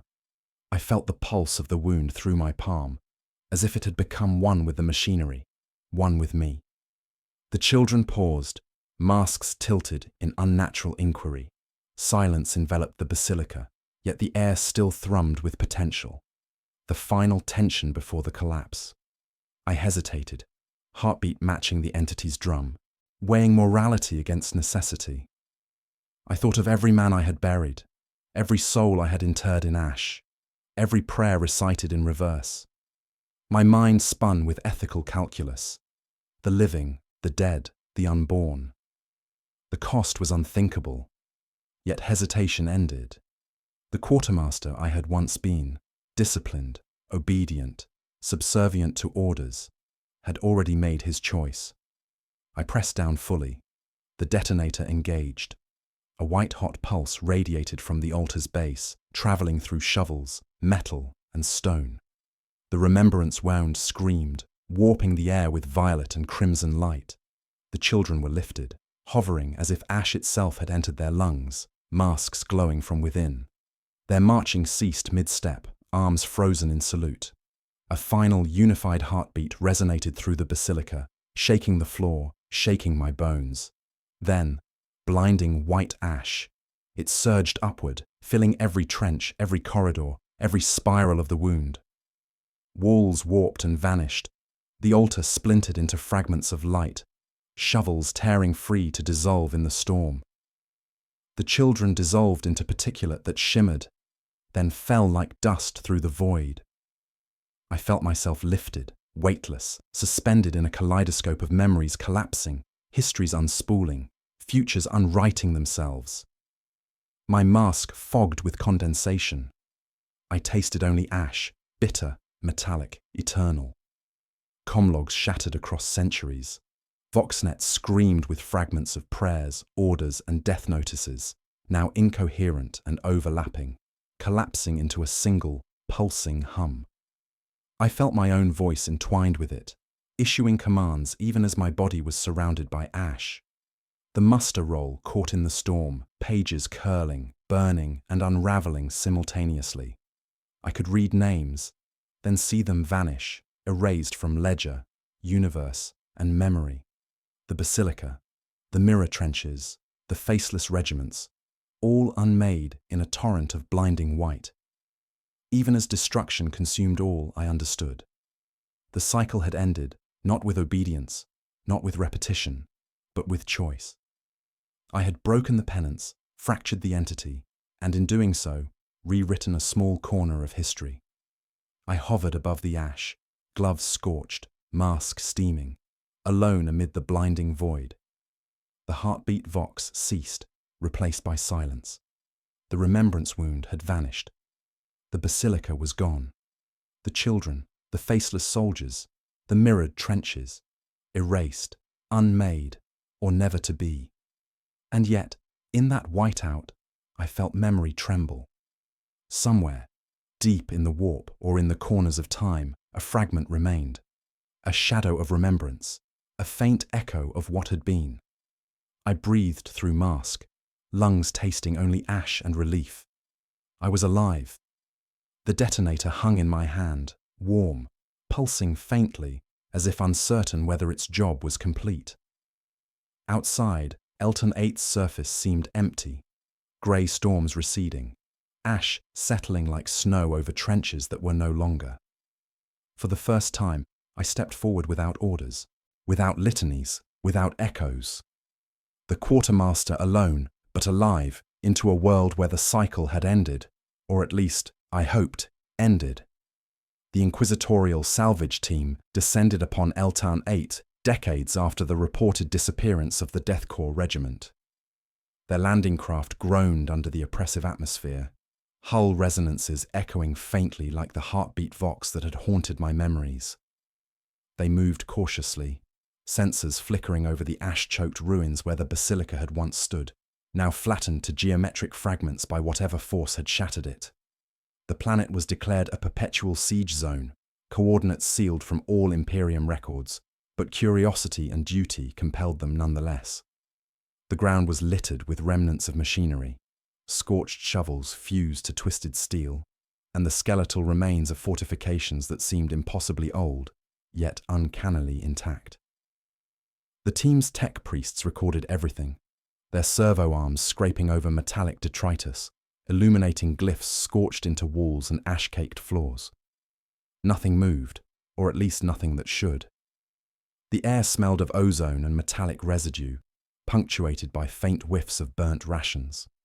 The Inquisitors exchanged uneasy glances. Even seasoned veterans of Forbidden Worlds felt the oppressive weight of lingering ritual. Their comms carried no interference, yet each man reported hearing faint echoes. Three-note chimes, reversed and softened, almost imperceptible, as if the planet itself hummed a memory into their skulls. One of the acolytes whispered it was only wind through hollowed debris, but the others did not believe him. As the team advanced into the trench network mapped by orbital scans, the logs recorded peculiar fluctuations in time perception. Moments seemed to stretch, then snap backward. A servo arm tracing a long-buried hatch paused mid-motion, vibrating slightly, as if resisting unseen currents. The tech priests murmured prayers to the Omnissiah, invoking blessings upon sensors and manipulators. But the disturbance persisted. Then they found it. A single gas mask, resting atop a mound of ash, pristine despite decades of exposure. Its lenses were intact, reflecting dimly the corroded light of their lamps. On its surface, engraved letters glinted faintly. The quartermaster's name, still readable, beneath the words, "Buried, but not freed." No logbooks, no bodies, no artifacts beyond that mask. The silence was deafening. The team circled the object, noting subtle vibrations transmitted through the floor, minuscule enough to be mistaken for tectonic shifts, yet unmistakable to the sensitive instruments of the tech priests. One Inquisitor knelt, pressing a gloved hand against the mask, feeling the cold steel vibrate as if it possessed its own heartbeat.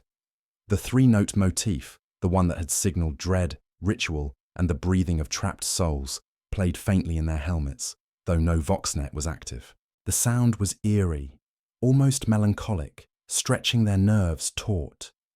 The lead Inquisitor ordered careful documentation. Hololithic recordings captured the mask from every angle, while psychic probes attempted to read residual impressions. What they found was horrifyingly minimal yet complete. Impressions of trenches spiraling into infinity, of faceless soldiers marching in rigid formation, of ash falling like snow, and the echo of reversed litany prayers reciting instructions that no living man could comprehend fully. The quartermaster's presence lingered in these impressions, not corporeal, yet undeniable. He was both observer and participant, survivor and ritual, a single node in an endless chain. Outside the trench labyrinth, the salvage crew moved cautiously. Sensor data picked up no life forms, yet the footsteps of unseen soldiers seemed to overlay their own. At times, each man swore he heard the scrape of a shovel against steel, a voice issuing orders in his own tone, perfectly mirrored. Nervous glances were exchanged, but the Inquisitor commanded silence. They recorded, catalogued, and prepared to leave the world, their departure delayed only by a thorough sweep of the immediate area. Every effort was made to respect Imperial regulations for quarantine zones, yet curiosity gnawed at each man. As they lifted off, the surface of Elton 8 receded, ash winds swirling in the rot of old trenches. The planet, quiet to all instruments, seemed to watch, holding memory like a predator coiled in invisible chains. The tech priest remained uneasy, noting that gravimetric readings fluctuated unpredictably, as though the world itself remembered the dead it had housed, the dead it had claimed, and the dead it had created anew. One of the acolytes ventured a whisper. "Is it truly gone?" The Inquisitor only tightened his grip on his rosarius and shook his head. "Gone, perhaps," he replied, "but memory is eternal." And then came the final nihilistic revelation. Aboard the departing craft, sensors calibrated for warp drift picked up faint rhythmic vibrations through the hull. The cadence was unmistakable, marching, footfalls echoing through solid metal, synchronized in impossible precision. The three-note chime, now distorted by distance and shielding, played once more in their helmets, the notes reversed, soft and almost imperceptible. There was no vox activity, no recorded source, yet every crew member heard it, the sound imprinting itself upon their cognition. The echo of the quartermaster's regiment, unborn and dead, past and future, marching endlessly into memory. Panic was contained. No one spoke. Each man understood, in the silence between thoughts, that the ritual, the entity, the remembrance wound, the echo of interment, had not ended with the detonation, nor with the ash, nor with my solitary survival. It had persisted, latent, a ghost of time, a wound in reality that even the Emperor could not entirely seal. They were merely witnesses, observers of a cycle whose boundaries exceeded mortal comprehension. The quartermaster's shadow, etched in steel, ash, and memory, continued to walk across Eltan 8, now projected into their own perception, haunting as inevitably as the warp itself. The final log was stored in the Inquisition's archives, encoded and encrypted, marked with the highest classification, Perpetual Siege Zone. Access restricted. Analysts would debate authenticity for decades, though the mask and recordings left no room for doubt. One thing was certain. Eltan 8 was a world without resolution, a nexus of ritual, memory, and horror that the Imperium had no authority to alter.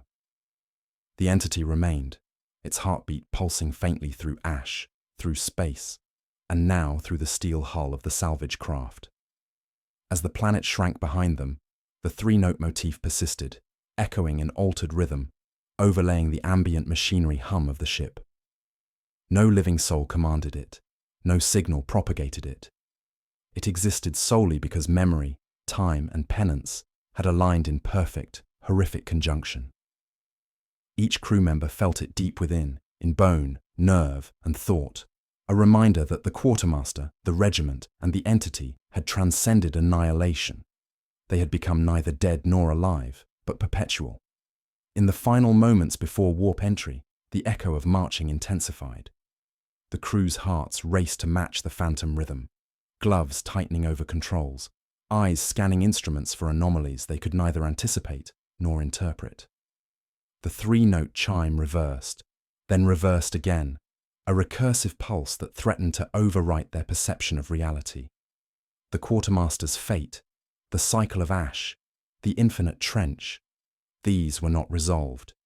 They were carried with the ship now, across the void, imprinted upon every sensor, every helmet, every mind aboard.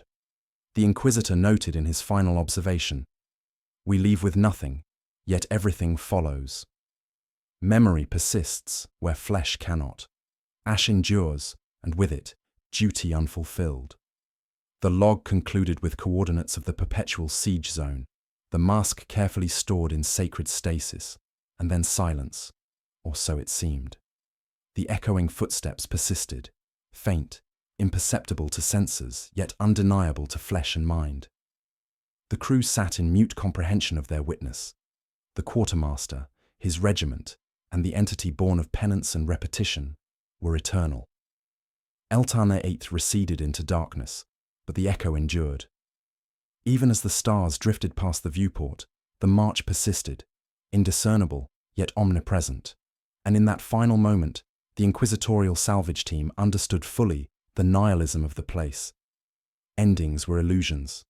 Ash fell, masks remained, names persisted, and the quartermaster's duty continued through the warp, through time, through memory.